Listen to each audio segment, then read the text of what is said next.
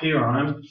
Hey guys, alright, it's Brett from IBMA, and it's my birthday today, so I thought what better things to do on my birthday than to show you guys some grip and hammer training using like cantilever force that I love to use, and is traditionally used in a lot of martial arts for grip strength training. This is a technique that I learned a couple of years back, about 5, 6, 7 years back, or even more. So we're going to get going with that. What's that thing? Drop frames. No, it's okay. It's just my internet being crappy. Alrighty. So yeah, like I said, lever force is used in a lot of martial arts. It's used quite extensively in Okinawan karate, Hojo Undo style, with the weighted sticks. And they do various different exercises with the weighted sticks to get the grip and the form. Now, Goju Ryu Karate and stuff is famous for that sort of thing. Hopefully this feed keeps good internet going. It looks like the frames are dropping out, which is a bit crappy, but hopefully it will restore to its former power.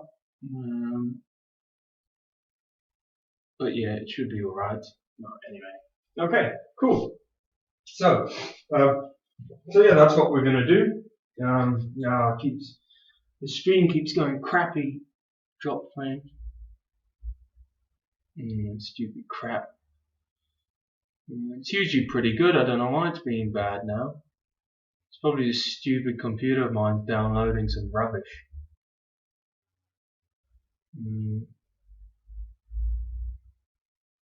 How's the quality looking anyway? Anyone on there? Before we start, quality. Yeah, that's disappointing. I bet you the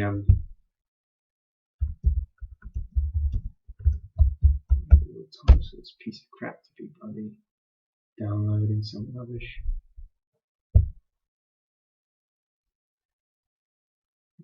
Sound like it's not.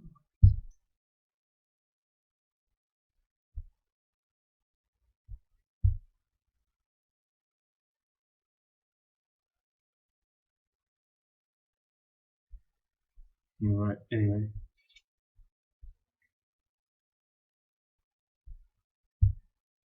Oh, good. It's gone good again. Alright, so anyway, as I was saying, cantilever force used in a lot of different martial arts. So, I think this is really beneficial, so let's get started. So first up, hopefully you do a warm-up or something like that. You do some burpees or whatever. You do some of your punching practice. You do whatever. But if you're just doing the levers, just make sure you've just circled your shoulders a little bit, so you release them, and on the other side, circle your shoulders, release those shoulders. You can also do some of your qigong stuff, in through the nose, out through the nose, in through the nose, out through the nose. Yeah, some raising the sky as well. And this, you can just hold these, or you can press these, and this is just sort of getting the muscles and tendons moving for what you're going to be doing. A bit of gripping down like this, so in through the nose, down go the hands, in through the nose, down go the hands. Awesome, yeah. So a bit of gripping, because we're going to be doing quite a lot of gripping in a minute. So again, these are just simple gripping exercises. In through the nose, right? Yeah. So do whatever warm up you do. I'm not going to go through a full warm up or whatever, because people know what to do. Make sure your arms are warmed up. Okay. Make sure your forearms are warmed up. You can use these isometric exercises like this to warm up the arms. Yeah. Just things like this. It's going to get things going. Yeah. Yeah. Gripping. Yeah. Yeah, we're going to use these, but that's another thing, right? But what we're doing is we're doing hammer training, right? Similar thing, right? Brilliant. Okay. So the first exercise I want you guys to do with the hammer, if you've got one, is you need to hold it. You probably, I don't know, this is a 5.4 kilo one, or it is a 12 pound if you do pounds. So I want you to hold it like this, and you've got to keep this alignment straight.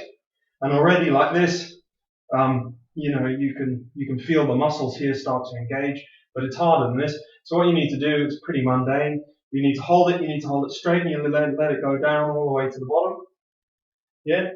And then you've got to raise it up like this. So it is, in effect, it is a hammer curl. Yeah? You're curling it like this. So there's it from all angles. Okay, so one thing you've got to do is you've got to lock this against your lats, and you've got to curl it.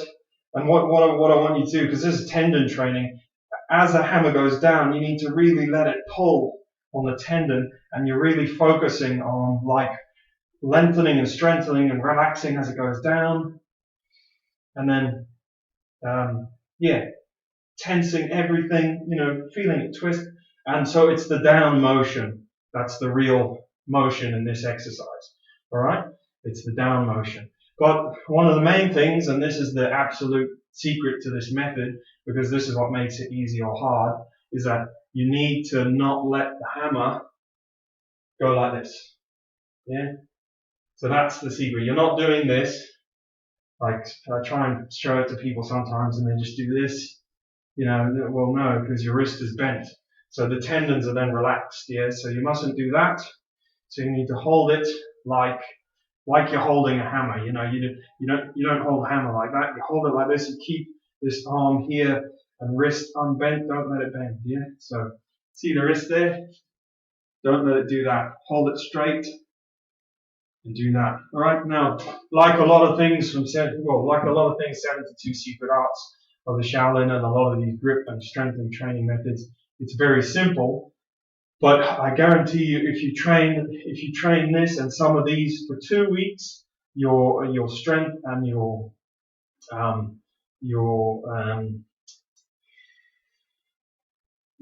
strength in your arms and your ability to lift your body and your power will be great. So alrighty, so we'll do some of these. So we'll do 1, 2, 3, 4, 5, 6, and again, strict form, 7, and you're really trying to grip the sledgehammer, 8, 9, 10, really trying to grip it, 11, 12, and this is very isolated, I know, 13, 14, I don't know why the bloody internet's not being good today, of all days, 15, so we've done 15 of those. Right, you're going to change it onto the other hand, and you're going to do the same thing. Yeah, you can also just hold it in the hand. So once the hands, once you've done 10, 15, just hold it there for extra burn. And this is very isolated, but we're focusing on the forearms and the grip here. Yeah, so it is very isolated. Remember what I said, keep it straight, let it go down. This is used a lot in arm wrestling. And then lift. Yeah, and the idea is that if I put the hammer down, the weight, the length of the weight from the pivot point makes it more heavy. So it's heavier, it's heavier, it's heavier. It's simple physics, right? So we've done 15 on this side. So this is the warm-up set, pretty high. You do 15 on that side. So you do 1, squeezing the hammer really tight, keeping good form. 2, 3, 4, 5, 6, 7, 8. You can feel it already. 9, 10, 11, 12. Yep. 13, 14, 15. Awesome. Okay, so you usually do about 10 to 15 or something like that, or maybe even more, and you just change hands again. Yeah, just change your hands, and you can see how it concentrates and locks all these muscles up. Yeah. Now the idea is then once you've done a bit of a warm up, we do some twists this way. Yeah, and these are all simple, but the simplest things are the most powerful. I've trained these for a number of years, and they make your grip and wrist strength so good. So again, you just do simple twists. with the hammer. And again, the cantilever force is what makes it such a good method. Of course, you're not meant to be talking whilst you're doing it. Hopefully you guys can see it. So, yep. Yeah, change over once you start to get tired. Yeah, but try again, do between 8 and 10 or 15 or 12. There's the cantilever force again. So yeah, do a number of those like this. Great for grip. Yeah, all right. So again, in between sets, just try and excite the muscles by just throwing from hand to hand, and you're using the lats, which is great for your punching. You're using the lats just to lock it, lock it, lock it. Okay, yeah. So now you take a bit of a rest. Yeah, I'll turn the hand the other way around. Take a bit of a rest. Lengthen your tendons. Yeah, do some of your tendon washing out the side. And just pushing your hands. Okay, this is just to get the blood. This is more the Kung Fu side of things. Yeah. So you're getting the blood out of the hands. Shake it about. Okay. So we've done, very boring, I know, but we've done cantilever ones like this. We've done twists like so. Yeah. And also, we want to do in between, you can do some grips. So you just grip the hammer and allow the hand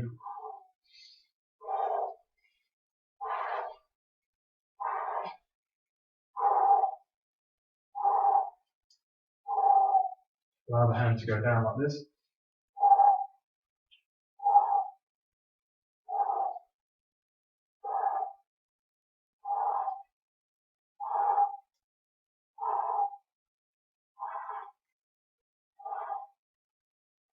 Yeah, so awesome. Yeah, you can also do cantilever twists like this. Yeah, make circles. It's basically anything you can do to excite the arm, the muscles of the arm and forearm. Yeah. And the same on the other side. That's a bit more difficult on this side. Same on the other side. So it's as if you're trying to draw a circle. And yeah, this is probably mundane or boring, but a lot of martial arts training is just repetitive motions. And here again, we're trying to loosen the tendon, so we're just grabbing the hammer, we're letting it sink down to the floor, and we're just lifting it up like this. And you can see how it's concentrating the muscles of the arm. Yeah, this is just to rest in between sets. Yeah, rest in between sets. Okay, awesome. Yeah, right. Now we've done the twist. Now another thing, just to say, you would go back to, you might rest a bit, take a breather, whatever, just stretch your arms out, warm your hands up. But that was basically in between set stuff. Now you'd go back to more sets of these, because these are some of the most important ones. But the important thing is, as the exercise goes on, you have to try and get further and further down the sledgehammer. So you have to really grip tight. So we've added, I don't know, an inch or two. We've added 2 inches because we warmed up there. We've added like 2 inches or so, which increases the force. We're now gripping tightly, and again, feeling it pulling on the tendons. The pulls where it is important. Really squeeze your fists.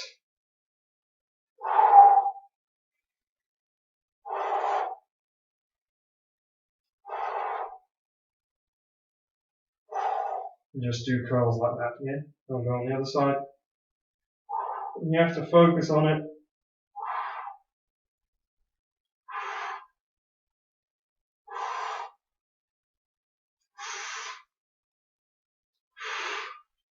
And change. You need to feel it in the tendons.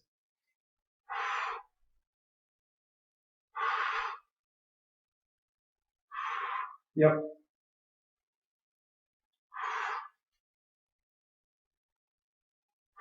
Yep. Yeah, and then you try add a little bit more. See, I've added more. So you grip it.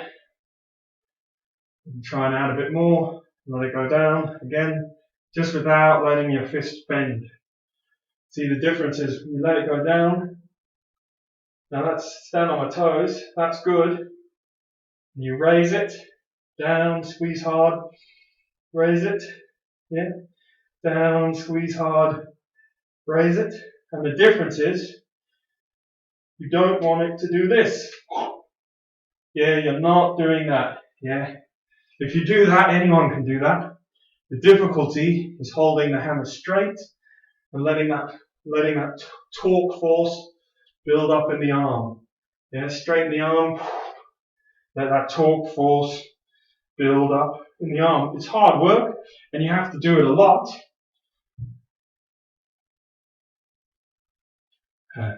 Queen Man's about. Thanks, bud.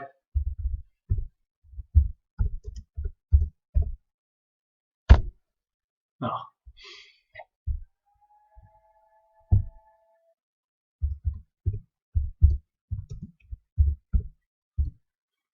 Alrighty. So, like I said, look, a lot of the 72 secret arts of the Shaolin and a lot of martial arts is quite, well, not mundane, but it's repetitive physical conditioning and training. There's lots of twisting, pulling, and pushing motions and exercises within martial arts. So this exercise is not from the 72 secret arts of the Shaolin. There is an exercise from the 72 secret arts of the Shaolin where you raise a pot. You raise a pot. You know, I don't know if you guys have seen that. So you stand with a weight or a pot and you raise it consecutively, or you raise it like this. So we're working on the same premise here. We're working on the premise of rotational grip strength within the fist. All right, and we're using the cantilever force of the sledgehammer, which is awesome. It's almost like a home gym because the further down the stick you go, I don't want to say shaft, it doesn't sound right, but the further down the stick you go, the more powerful the force, all right? And we're not even hitting ourselves yet, all right? Okay, so next one. So we've done rotation. So then you might go on to a few more rotations, lock it in, do your rotations. The great thing about this is, well, you can't see my legs and I wasn't before, but you can even stand, you can stand in your horse stance and you can do things, you can train this if you want. You can stand in your different stances and you can train this rotation. Really squeeze the sledgehammer tight. Now, if anyone says, oh, well, you know, this isn't Kung Fu or this isn't martial arts, or, well, it is. Within Shaolin Kung Fu and Kung Fu, there's many strength exercises such as this.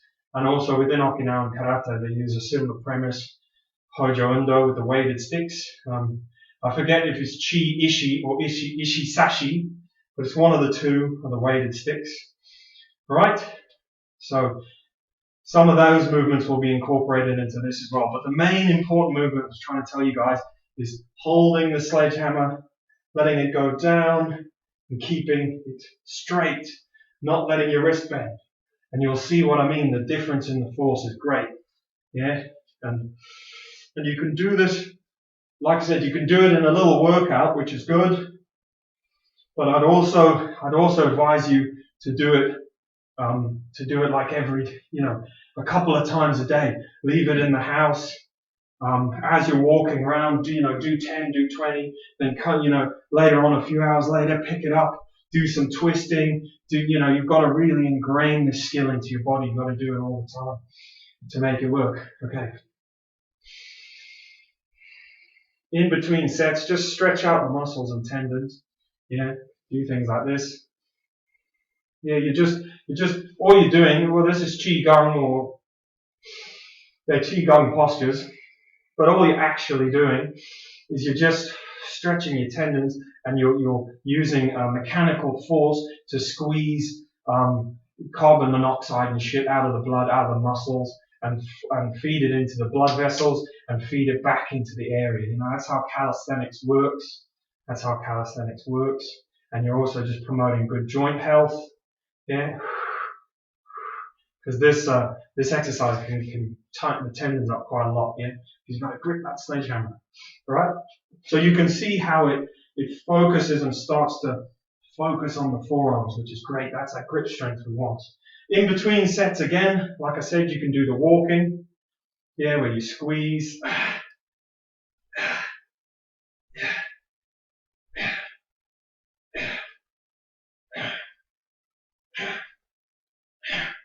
And actually, these sledgehammers have been one of my most invaluable training tools.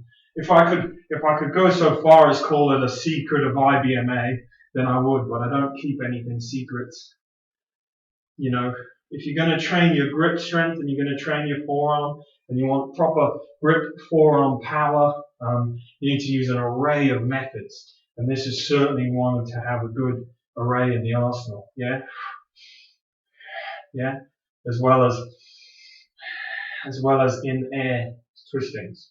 Right, so in between sets of doing the twists and doing the cantilevers, you can also just use a nice one I like where you just bend your legs, you grab the sledgehammer, and you just force it up with your arm. Yeah, like this, yeah? Yeah, so you're gripping it tight, and you're just forcing up. You know, that's working the fast. That could look a bit dodgy if someone edited it, couldn't it? You're working the fast twitch muscle fibers in the arm, yeah? You're trying to get that twitch force. Yeah, and you can do it with more weights on the stick or whatever, but you're just doing it off the ground, locking everything into the ground. And again, you want to do loads of these. Yeah, you can do them consecutively, alternatively. It's up to you, but ultimately, it's just to keep the blood pumping in between exercises. All right. So again, you're going to have to do it in sets. So again, after some things like that, will probably be another time for some more cantilever curls or lever curls or whatever you want to call them. And again, you're looking. So we've gone about this far down the sledgehammer, yeah. And again, you're looking to go a little bit further with the next set and hold it there. See, without the wrist bending. You don't want the wrist to bend. And you want to complete the motion. 1, 2, 3. And grip it tight. 4. Grip it tight. 5. And you change. 1. Grip it tight. 2. 3. Remember time under tension. So you're not really rushing it. 4. 5. And then I like to complete the last ones by going even further down, really challenging yourself. So we're getting pretty far down now. Yeah. And again, as long as you don't bend that forearm, let's try it with this one. Lock everything in. Let it go down. Let it go up. And the difference between the forearm bending is that. That's what we don't want. That's what the body wants to do. Oh, we got some comments here. Ah, yeah.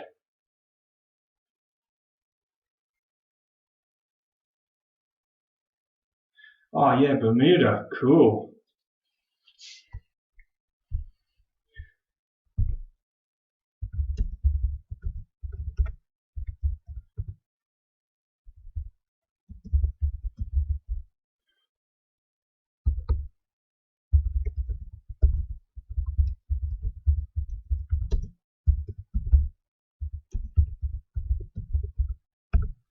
Yeah, I'm sure we spoke in the past.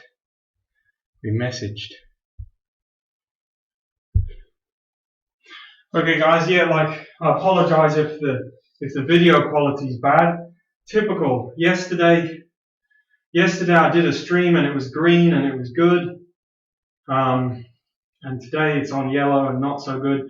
I think my computer's probably downloading some piece of crap just to be a pain in the ass. All right. In through the nose, out through the nose, in through the nose, swallow, Out through the nose, out through the mouth. Oh.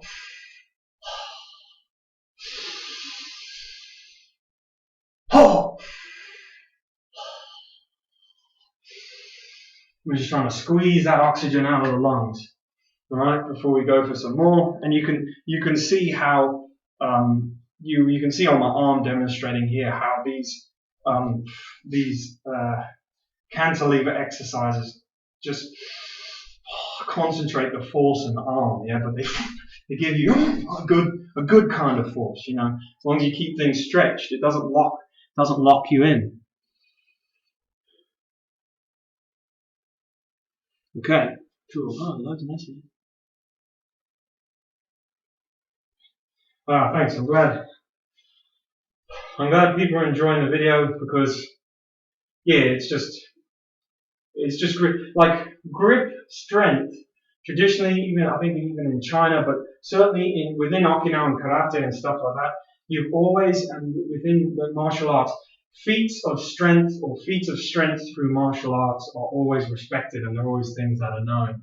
So that's why grip strength particularly is a really sort of famous one for martial artists. It's one that anyone can work on if you know the tips.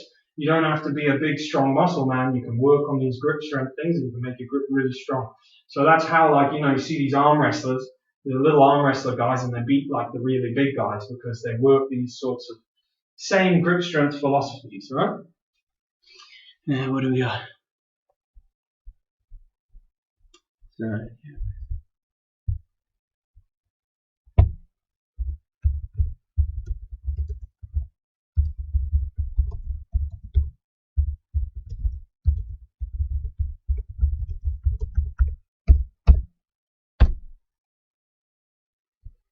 Alrighty. Okay, so next one you've got the sledgehammer again. It's all sledgehammer. So this one I like to stand in horse stance. I like to put the sledgehammer out to the side, and so this is like I said, this is a 5 kilo sledgehammer, and this is similar to a kung fu exercise. You know, there's a kung fu exercise where you hold it. Oh, I'll get it, but we all know this one. You see the Shaolin training.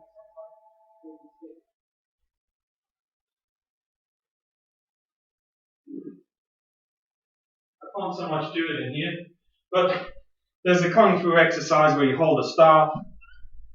I'll have to sort of kneel down for this. There's a kung fu exercise where you hold a staff right at the end, and you just twist it left. Well, I'm going to have to hold it in the middle but you twist it at the end, and you twist it left, and you twist it right, and that's the same idea. It's that cantilever force on the end of a stick, yeah, and it's force on the end of a stick, yeah, yeah. So that's what we're using here, people. So I'm just going to ramp it up a bit. So I'm going to go. I usually go in split leg stance or horse stance. You know, put the sledgehammer out to about there. Then you do 1, 2, 3, and push your arms out. 4, 5. It's hard. There's cameras. 6, 7, 8, 9, 10. Yep. Bring it in and change hands. Again, I'm just trying to position myself with this damn camera. 1, push your arms out. 2, 3, 4, 5, 6, 7, 8, 9, 10. Now I'm being very careful here on my shoulders because these motions on your shoulders can hurt your shoulders quite bad. So, you know, don't go too far down the stick. And I won't say shaft because it sounds dodgy. Don't go too far down the stick when you try this. Start pretty high up.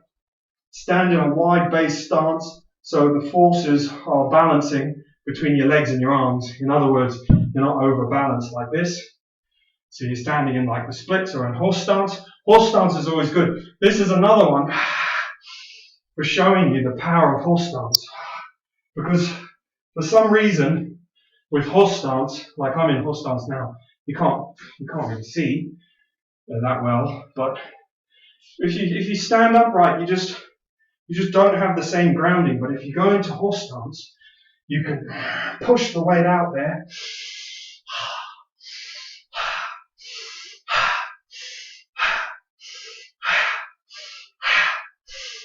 You can really breathe through it, and there's no problems. Yeah, and again,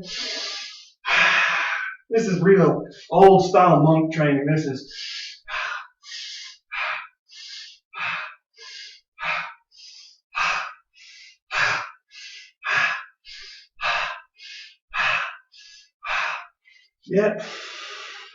yeah. See, awesome. Yeah, and you can also, through horse stance, you can also do like I did there, motions like this with it, curling it round. Yeah, because again, it's just locking the cantilever weight in place and moving. Yeah, but don't worry about that rubbish. Now, this gives you a similar feeling to static Qigong, where you'd stand in that position with your arms out. You'd be breathing through it and you feel your tendons rubbing. But that's a different lesson. But yeah, so we've done cantilever lifts. Oh, remember, don't let it bend.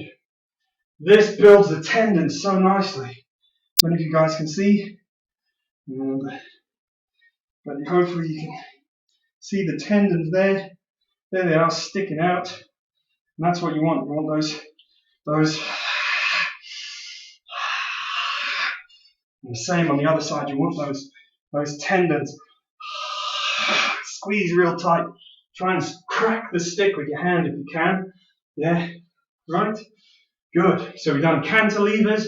We've done twists here. Everything we can do to excite the forearms. We've done snatch grip. Boom. We're just snatching it up. Yeah, those are good in-between exercises, really. Let it stretch, snatch it up. Let it stretch, snatch it up. So we've done those. Yeah, you can do consecutive grabs. But again, those are just in between. Yeah, that's a great exercise. There's in between, hey? This is just to loosen everything up, but still keep force on your arms. Consecutive grabs. Great for adding a little bit of tendon power to those triceps. Yeah, awesome. So yeah, we've done cantilever grips.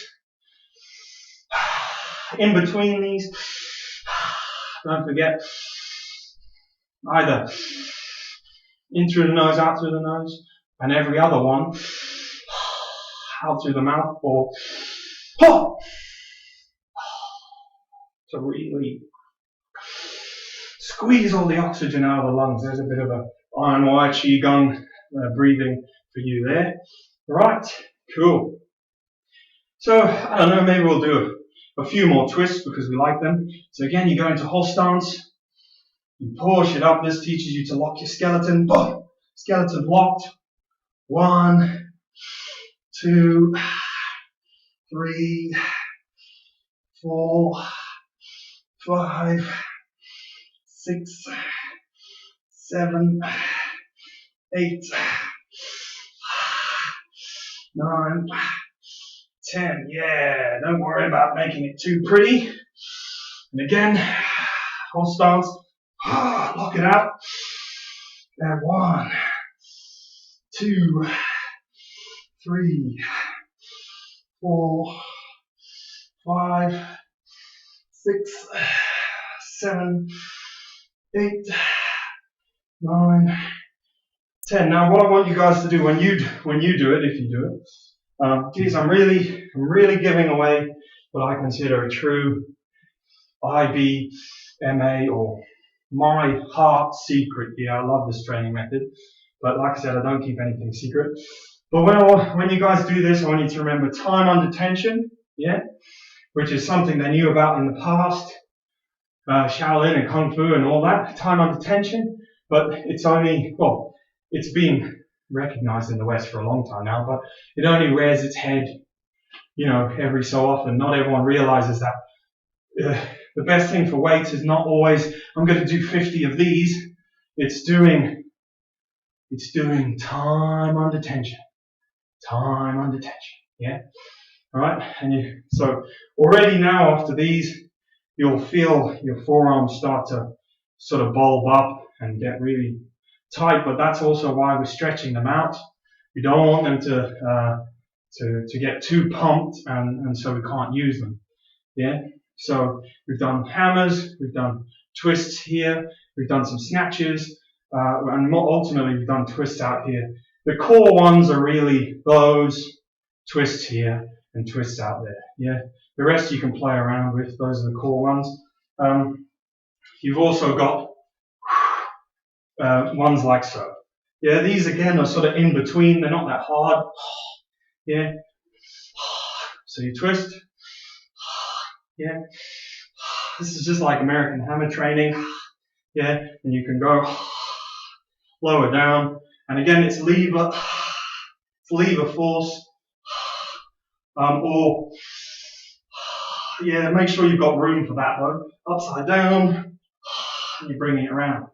Yeah. That sort of action. Yeah. So that way.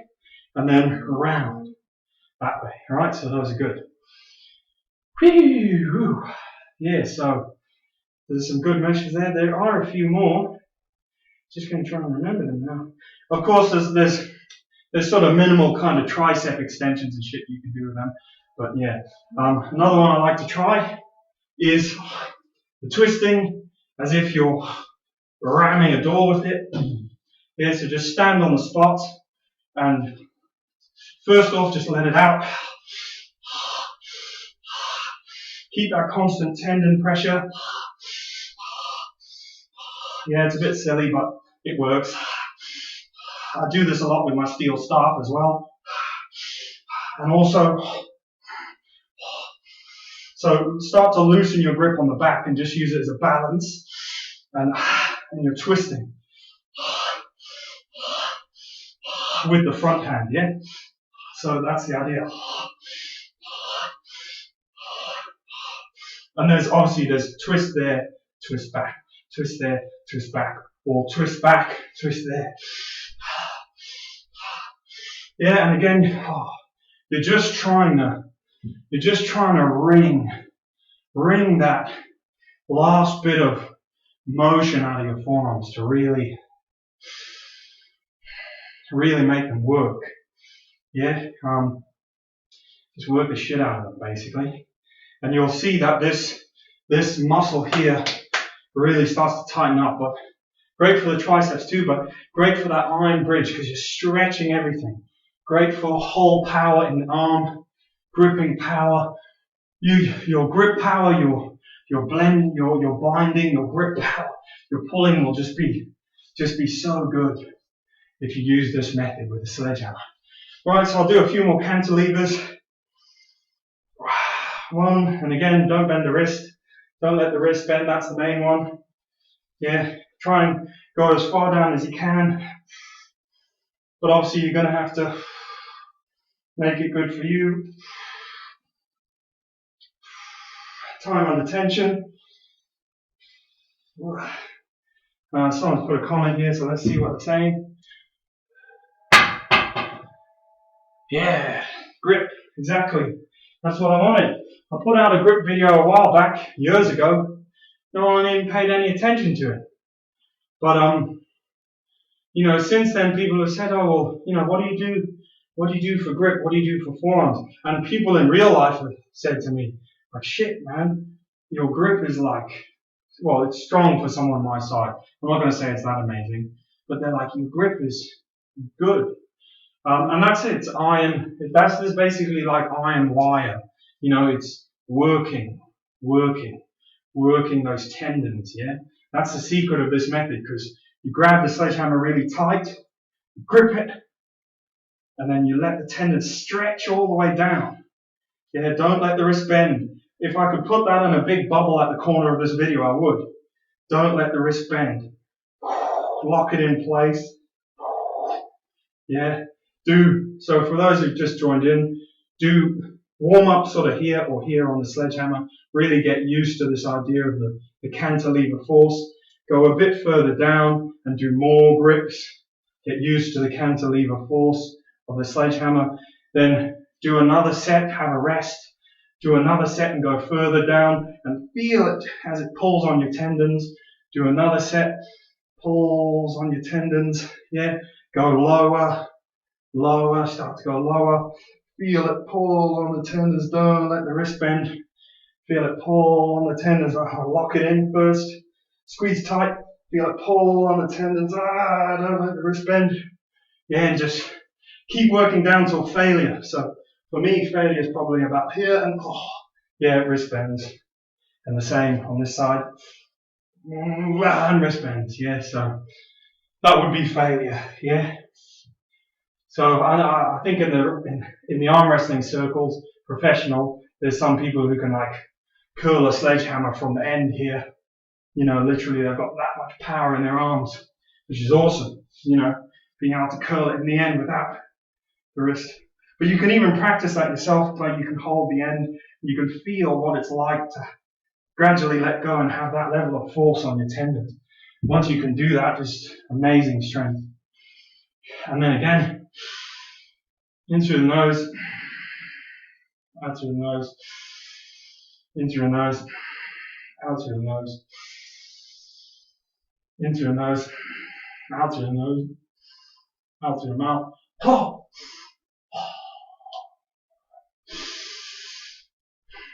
Yeah. And just make sure if you're doing these sledgehammers, you're stretching your arms like so. This is probably what the arm wrestling guys don't do. But in Kung Fu, we've got these secrets. It's just calisthenics, yeah? It's pumping good blood into the arm. It's nourishing the tendons with blood and movement, etc., etc. You can do those. Okay, let's see. We've got some comments. Yes. So Chris Kind Days. Thank you, Chris.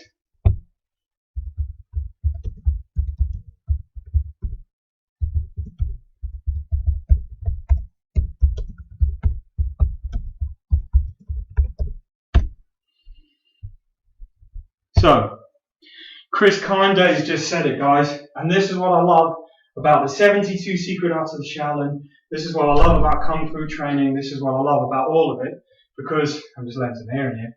Because even the base exercise, it's doable for everyone.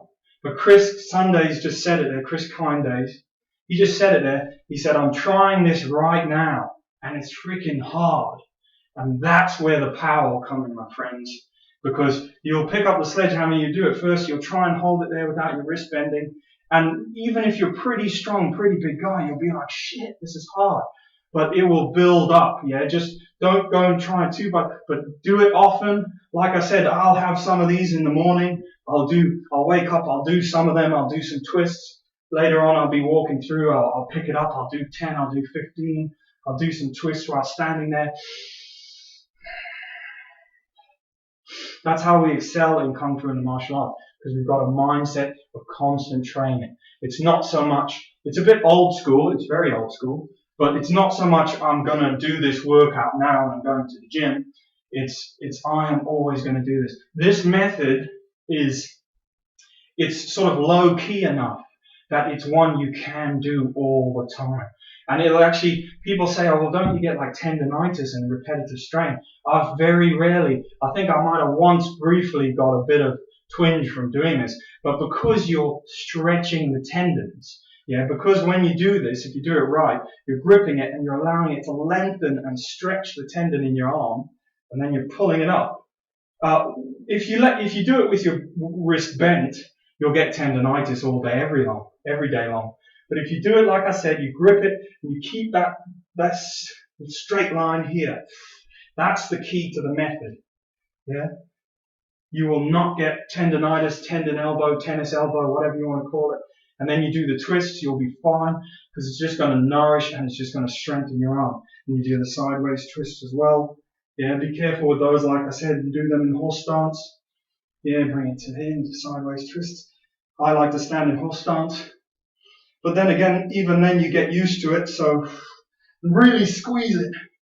Really squeeze the bastards. Yeah, and then, like I said, hammer, pushes like this, you can really feel them on the tricep. As you extend, you grip. Yeah, great for Wing Chun practitioners because it's using that same tricep extension. Yeah. Now there's another one, old Hodrunda style. So you take it, you push it upside down, you squeeze it out, you crouch down in horse stance, it goes under your legs. You go.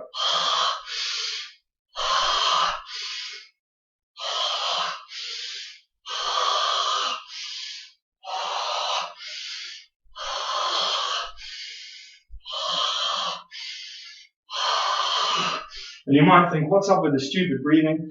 But that's just a traditional style of breathing used in Okinawan karate. Because I said I was going to bring influences from that into this. And that's a great one, cantilever, because you're squeezing it in as you go down. Then it goes under your legs, that's just what it does. It goes under your legs and you squat, you breathe out, you wring it like a towel, and then you wring it like a towel that way. Yeah, and also you can do it one-handed with a sledgehammer, yeah? But for those people who just joined, the main ones are twists, cantilever curls, twists, outward twists. Yeah, oh, the camera's there. My arms are too long, yeah?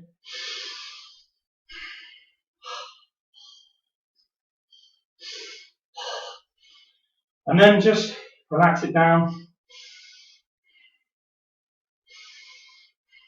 by stretching your arms out.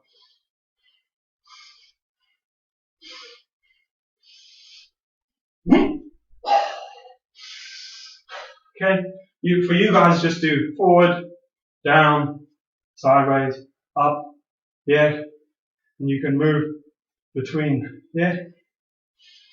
And that's just getting the blood flowing through the arms again. And now hopefully you guys can see, well, I don't know, you can see on me that this is, it's really, and you can always finish with some nice, your nice traditional grip strength, chance to shao as they call it. Yeah, and the shaman seems to call it. Yeah, you're reeling. Yeah. Yeah. You can finish with those sort of things. Yeah. And another thing I find from this sledgehammer training is it adds a nice sharp snap to this bit here because it nourishes the tendon and works it so well. Shake your arms out. So yeah, guys, that is the sledgehammer. Of course, there's sledgehammer striking your body as well, but that's a different video, isn't it? And the sledgehammer striking stomach.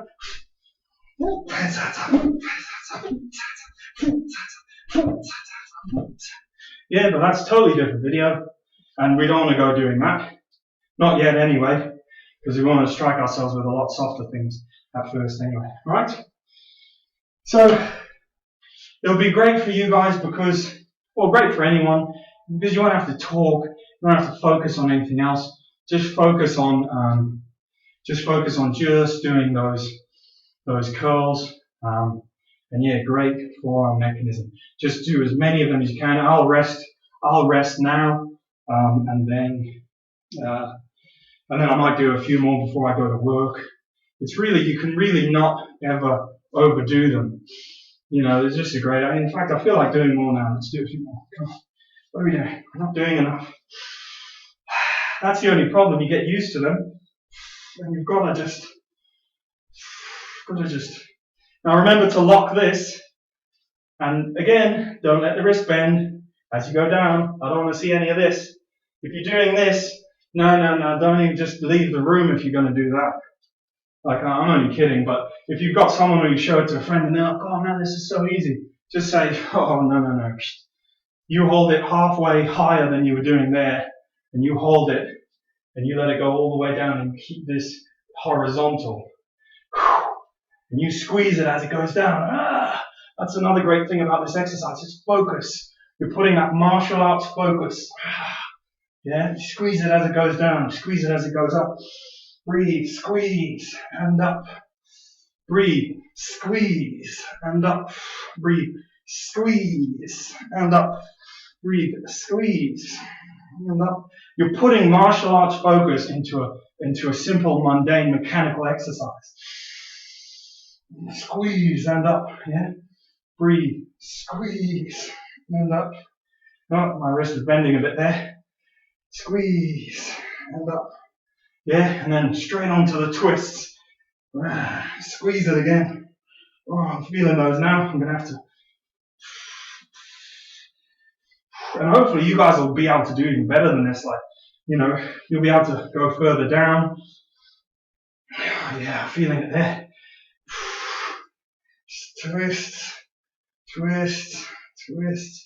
Squeeze it tight. Sometimes if you let it go loose, it becomes easier, but you want to squeeze it tight. You really work that grip. And squeeze, and squeeze, and squeeze.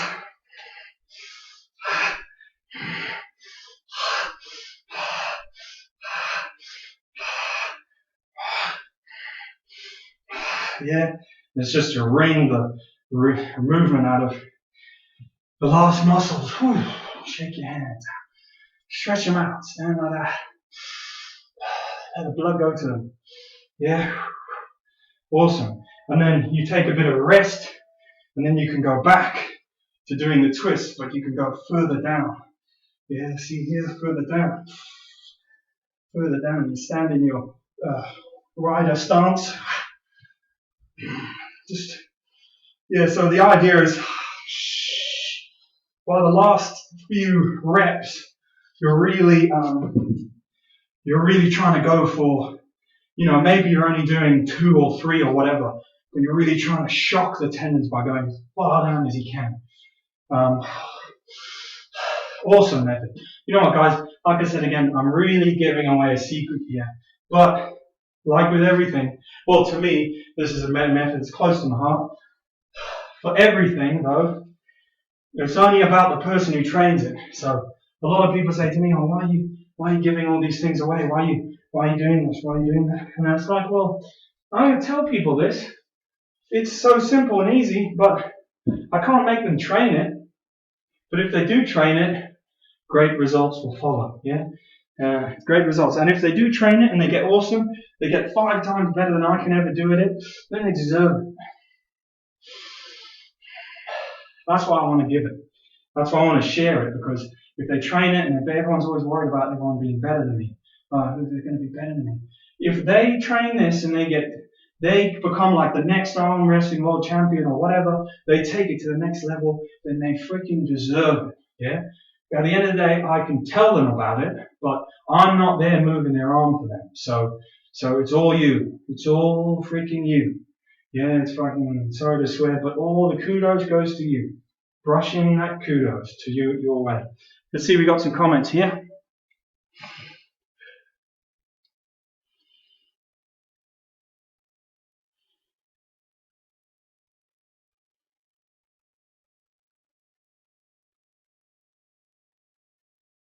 Yeah, so Lee Berserk says one exercise he does is extend his fingers and try and close them as tight as he can. Well, again, you know, those are great traditional and recognized exercises. Another grip strength exercise from Titsin Quen from Iron Wire is to have your hands like so and breathe in through the nose. And you curl the fingers from back to forward, and you imagine like you're lifting a ball. Yeah. Imagine you're lifting a big rock. Then you're going to project the rock. So you go, yeah. And that's a different topic, but imagining you're picking up a rock sets your mind and your body into a different mode. Because if I say to you, curl your fingers, you know, especially in the West, you'll be like, or imagine you're lifting a dumbbell. You won't set your feet into the ground. You won't do anything. You'll just go and imagine you're lifting a dumbbell. or a kettlebell. You know, you'll just be like, oh yeah, I'm lifting a kettlebell. Okay. Yeah, your knees will probably be locked and straight, you know, when you're lifting the kettlebell. Yeah. But if I say, imagine you're lifting a rock. Yeah. So there's your hands, they're straight. You'll be like, I've got this rock. Yeah. Yeah, and you'll just set yourself right. If you guys go back maybe 2 years to some videos I did in Spain, I had a nice big training rock in Spain, and I was practicing that very method with that rock. So I had a big rock, and I was practicing the Tig-Sing Quen iron wire form, but I was practicing it with a rock.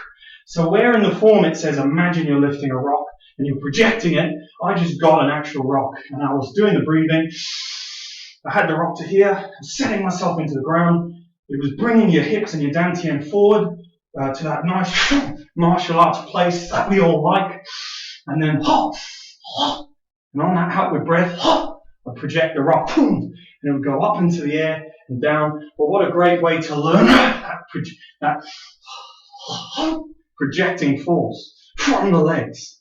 Yeah, what a great way to learn that. Anyway, I've digressed there, haven't I? One other thing I wanted to show you guys whilst we're on the topic.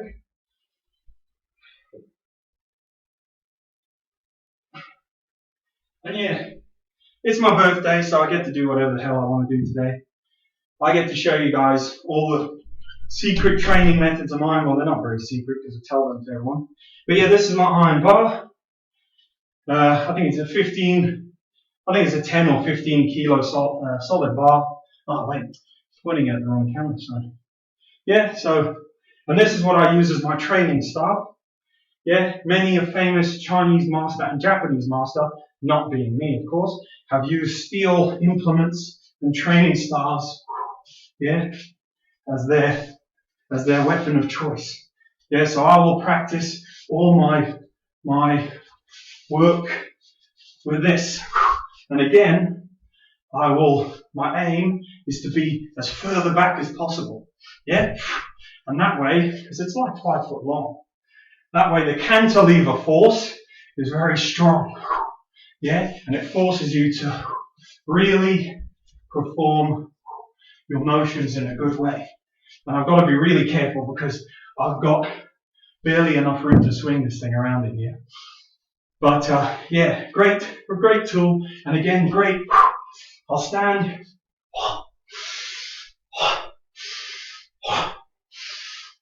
And I'll hit with it like so. Yeah, and then do big circular hits. Just try not to take out the roof. Yeah, I'll do all my work with it, but it's freaking heavy. Yeah, so it might look a bit light. So it's funny because I'll be doing this on. Oh, we got 9 people. I'll be doing this on the beach, like in Fremantle. I was on the beach doing some spins and stuff with this, but also practicing some real crap. Yeah, I was doing my shit, and some guy came up and he was, oh yeah, he was like, oh man, XMA is so cool, because he thought this was one of those one person disappeared. He thought this was one of those aluminium staves, and then he said, oh, can I have a go? And I went, oh yeah, sure mate, okay. And I gave him the staff, and he went, oh, because he used to do a bit. He was like, oh, I did a bit of Aikido. I was like, yeah, awesome, man. And he goes, and he's like, oh shit. He's like, what the hell? So again, that's the same as with the sledgehammer. You're just using these weighted objects to just inherently ingrain that force into your body, and it's awesome. And I'll also do, because I used to do traditional jiu-jitsu, so I'll also do my sword cuts sometimes with this, but I cheat because I do them left and I do them right. So they say there's no such thing as a left-handed swordsman. But having said that, Miyamoto Musashi used to use his always samurai katana wagazashi. He used to use double. So technically, he was. So Anyway, let's see lots of comments here.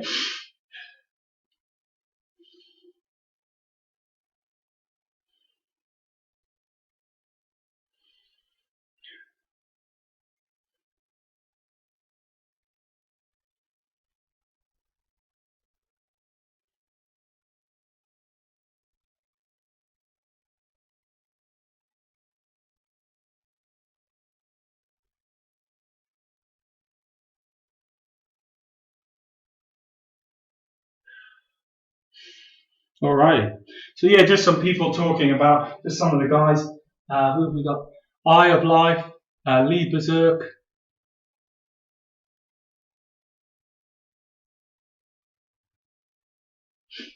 Yeah, Lee Berserk. Lee Berserk. People just commenting about the light and heavy weapons. One of the guys there's got what I would call a Saburi Bokken, which is a big, thick, heavy wooden sword.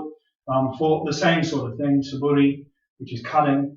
A brief touch on Musashi Miyamoto. They're saying one sword was lighter. Well, no, yeah, one was lighter because he used to have like a Godachi or a Tachi or a slightly longer, from what I'm aware, a slightly longer katana, because he was a battlefield swordsman with a slightly longer handle.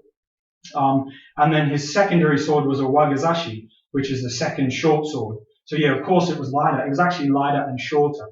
So he had one, as far as I'm aware, he had one longer sword and then one slightly shorter sword. Yeah, because he wore the Odachi or forget if the name's wrong, but you wore the longer Odachi or katana, the longer sword, the Wagazashi, the short sword, and the Tanto. Yeah, so you wore those three. As far as I can remember from my jiu-jitsu days and all the stories my instructors used to tell me about them. Yeah, so awesome, guys. That concludes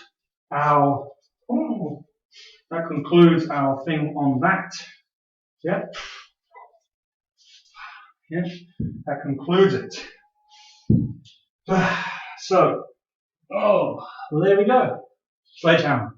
So, by all means, when this video goes live, we'll come to Iron Body Martial Arts, the Facebook page, and yeah, put your grip training ideas up there. If you guys want to post clips, I don't know why not enough people post clips to my channel. If you post a training clip or something, I'll post it up there. I think you can post it up yourself. No one's gonna diss on you. I've always said to people, post up your training clips.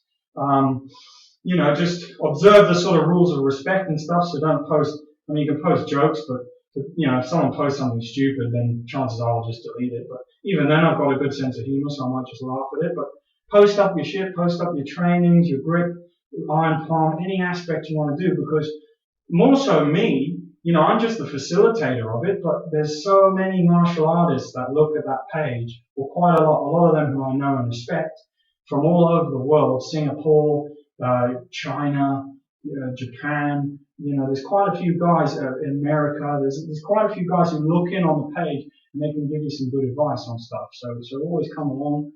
It's not just about me. Keep it going. So before I go, I don't know. Is there any? I'll see. There's some comments here. Oh, cool. Thanks, Life. Yeah, long and short sword, katana and wagazashi. But as far as I remember, Musashi Miyamoto's, because he was a battlefield swordsman, he fought with like an odachi, almost like a tachi.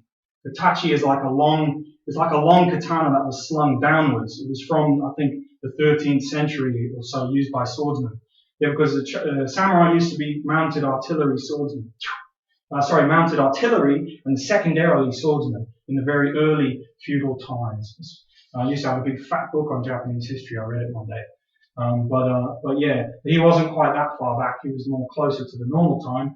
But yeah, he did have a bigger, almost battlefield type sword rather than your usual 16th century or 17th century, what you'd recognize as a katana today. No, I don't think it was much like that at all. It was longer. The handle was a bit longer for balance, so you could use it one-handed. But I could be totally wrong, but that's what I remember from the stories that my instructors told me, from books I've read and anecdotal evidence, I suppose you could call it. Yeah, I'm no historian. Yeah, just an enthusiast.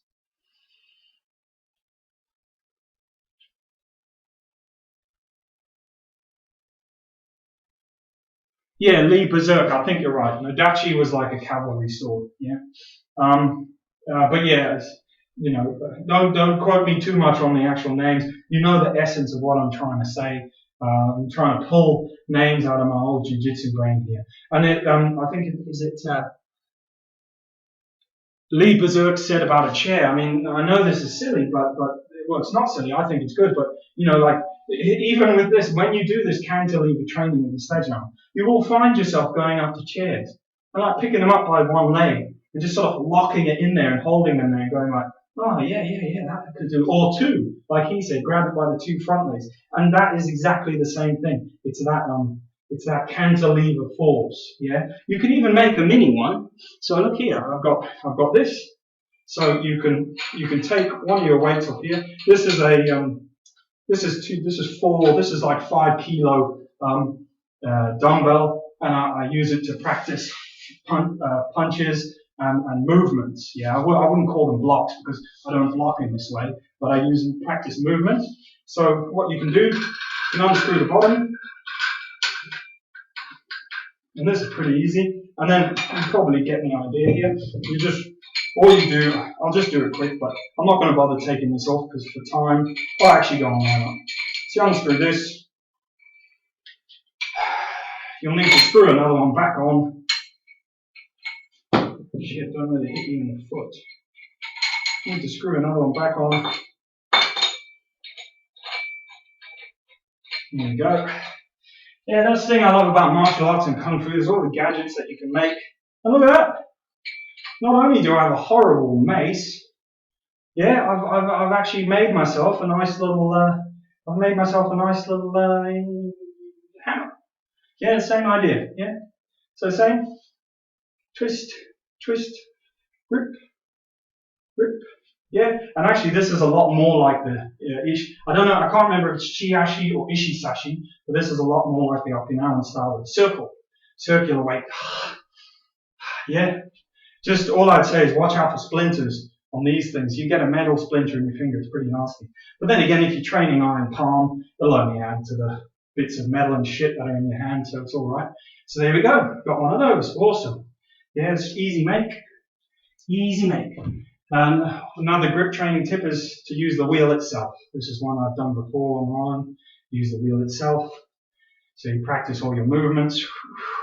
Yeah, you practice your strikes, but with the grip.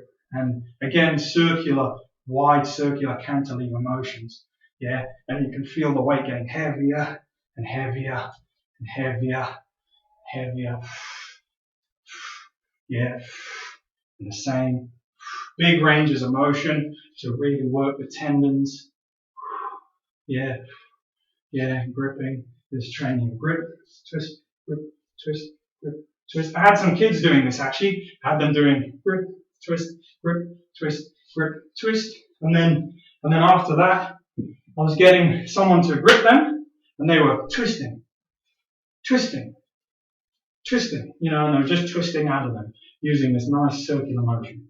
Yeah, and also they were then using the motion to someone was attacking them, guard, twist into a lock, guard, twist into a lock, guard, twist into a lock. Yeah, so it's awesome motion. Okay, we've got some questions here. Dustin, how's he doing?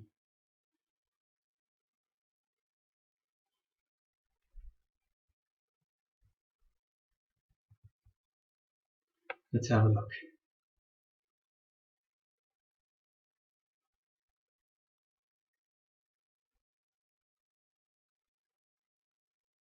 Yeah, Lee Berserk, you're right about the sword. It was a much thicker blade. The cavalry sword, the Nodachi or Tachi, much thicker blade, not as sharp, and yeah, it used to be used to smash through armor and stuff like that. The school of jiu-jitsu I used to do was a samurai fighting art version. Sometimes they used to do fighting and armor and stuff, so it was all some old stuff, which is pretty cool.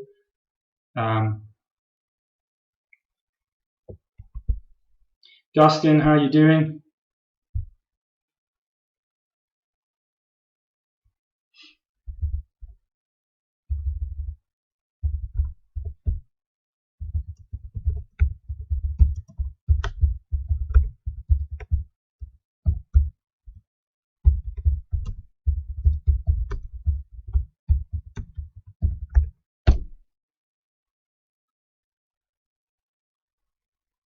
Yeah, that's brilliant. And Lee again. So this has gone on from sledgehammer training to just general grip training. But bring this up. So it's gone from sledgehammer to general grip. But yeah, great guys. Of course, you can this little contraption I made here. You can put your weight on the bottom again. It's just a normal dumbbell, and you can use it to grip like the jars. Yeah, this is a 2.5 kilo weight. I don't know what it would be in America, but then you can grip it just like the jars. And you do your hourglass walking. Yeah, yeah. You can grip it the same. Yeah, but you'd have a weight on the bottom as well. Yeah. So anyway, so yeah, I might. So yeah, we covered quite a lot of things, guys. We covered the sledgehammer. We covered loads of different gripping and twisting methods for grip training on there. We covered a bit of hand grip training stuff like that. Great exercises. We covered that you can even do a very traditional Shaolin method with a wooden staff, where you hold it right at the bottom and you grip and twist. But to be honest, if you do it with a sledgehammer, you won't need to practice the staff version, because although the torque is slightly different with it being that long, it's also worth training.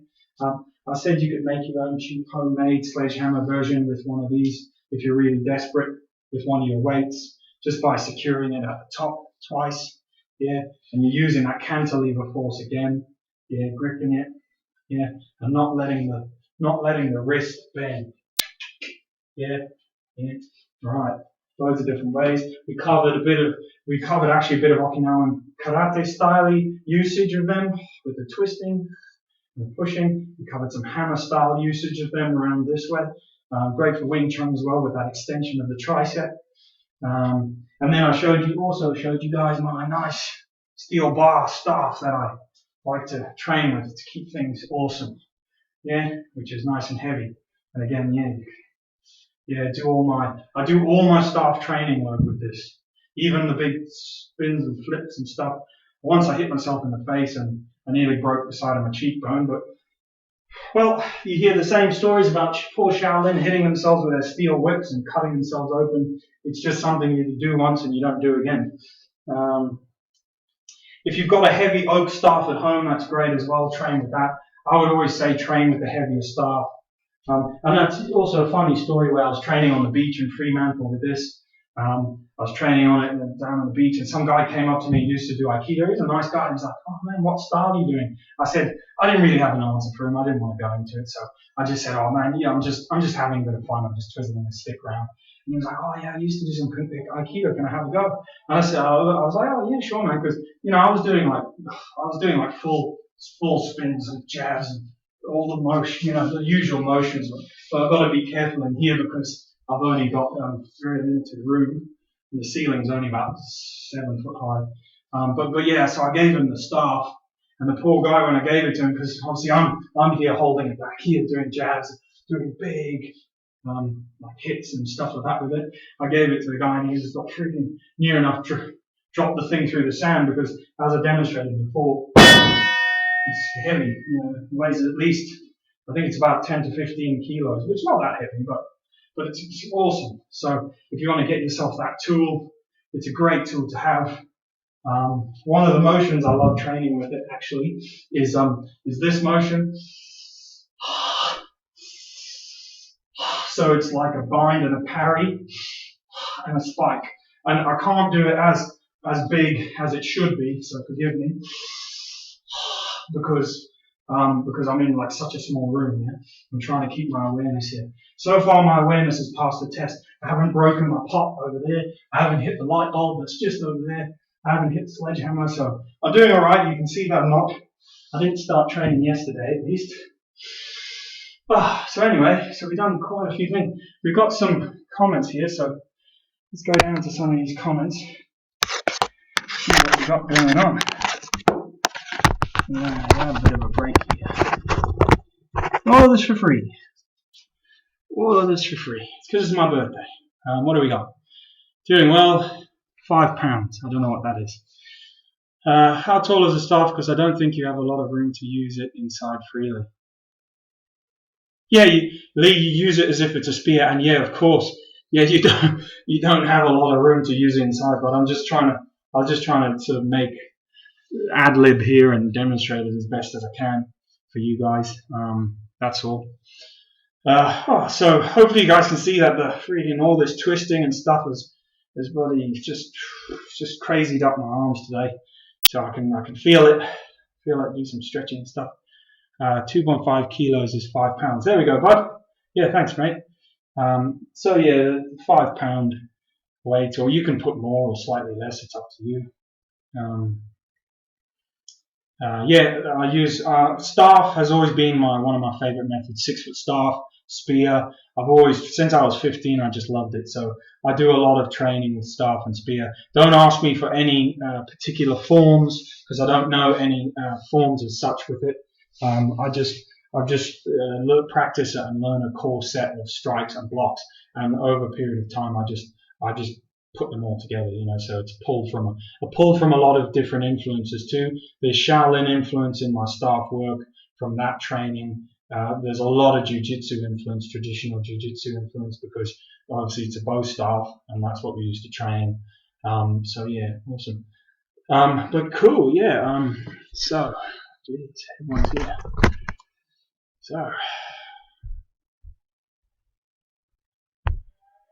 So thanks so much for stopping by, buddies.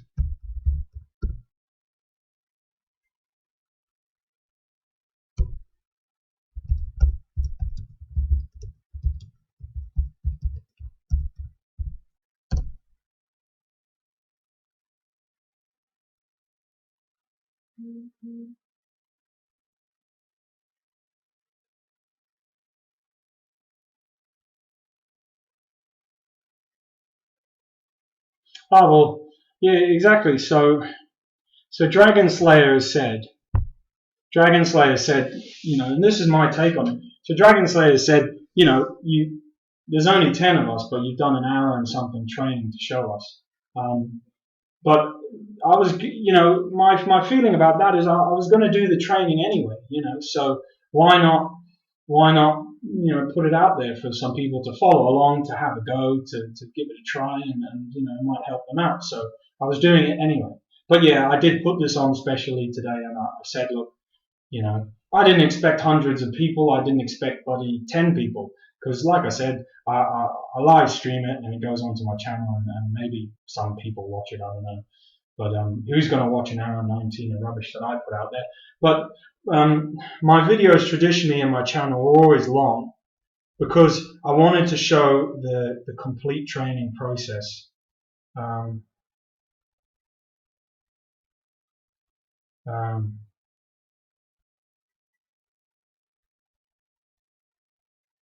Oh, sorry guys, just looking at a phone message.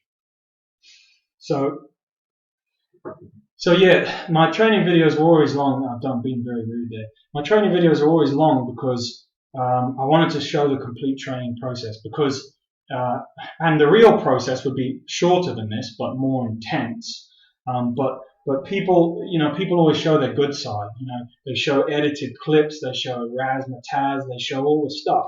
Now, I think if you're gonna, well, I don't want to say inspire people, but if you wanna inspire people, if you wanna tell people the truth of martial arts, you can show it to them in a normal way. There's nothing wrong with razzmatazz and music and graphics and all that shit. It's awesome, but sometimes I think people see those things and it's so big and so smart, and they're kind of a bit intimidated. They're like, oh damn. And then when they're training, there's no big music and there's no people going, yeah, and there's no like instructor in front of them going, where, muscly and whatever. There's none of that. So they feel like it's less than what they thought.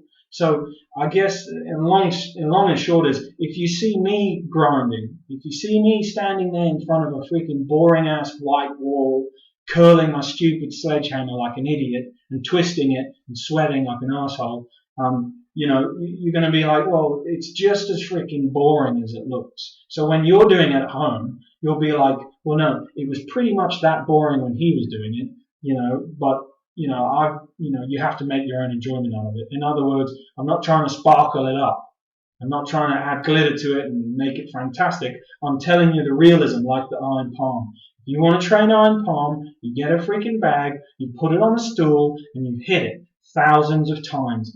Period. That's it. No glamour, no glitz, no master's going to come and knock your teacups for you. That's pretty much iron palm. Get used to hitting for a long time. Get used to doing it again and again and again. And it's the same with, I don't want to suck all the love out of it for you guys, but that's why Kung Fu inherently means one with an inerring devotion or hard work or whatever you want to translate it as. That's why it means that, because a lot of it is freaking shit, and hard and difficult. But there's a few of us out there who actually enjoy that shit bit, so, or they see the big game.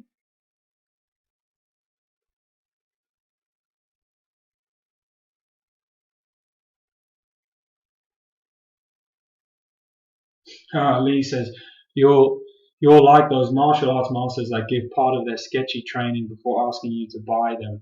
The difference is that your training is good. It works and they aren't sketchy. Yeah, thanks, buddy. I do try.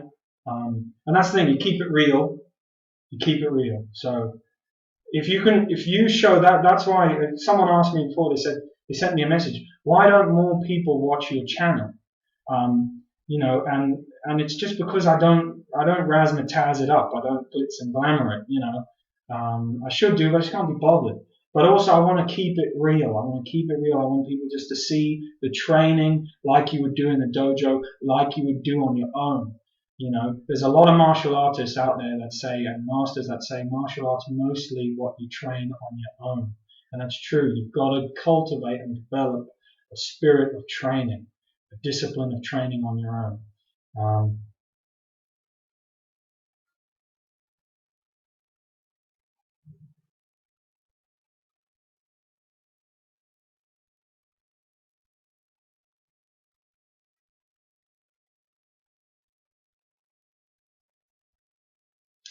Some make a Patreon account. I don't know what a Patreon account is. I've never heard of it. I don't know what a Patreon account is. But thanks, guys. Thanks, Dustin.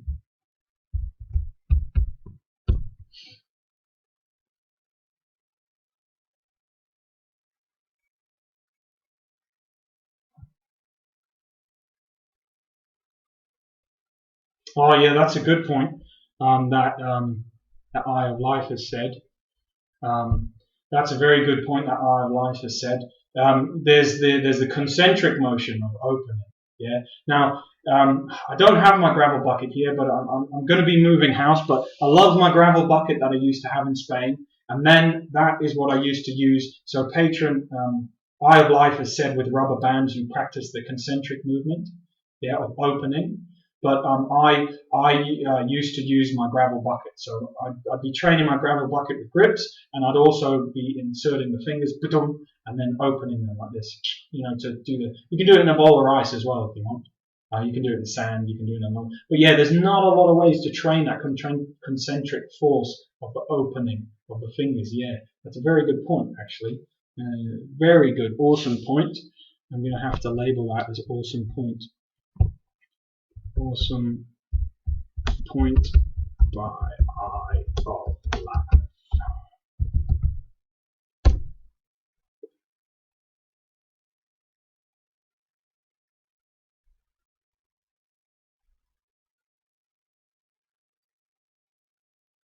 So Lee Berserk has a good point here. He says the problem with modern martial art. You see, this is another thing. Qi and Kui, in my understanding, so like what I was doing there, so we were training with the sledgehammer, we were doing a twist, we were doing stuff. In preparation for that, we did a bit of Qigong stretching calisthenics to stretch out the tendons, to get the muscles ready. Then during the training, we did a bit more to do that. We did a bit more of that to loosen everything up, to get the blood flowing. So that's qigong to me. It's a functional thing. You don't have to spend all day there practicing it. It's like stretching and warming up and warming down. The traditional Chinese philosophy, hard and soft. So you're going to train the hard, you have to train the soft movements. But within those soft movements is an actual mechanics of tendon stretching, of muscle stretching, and lactic acid removal that's going on. And that's what qigong is.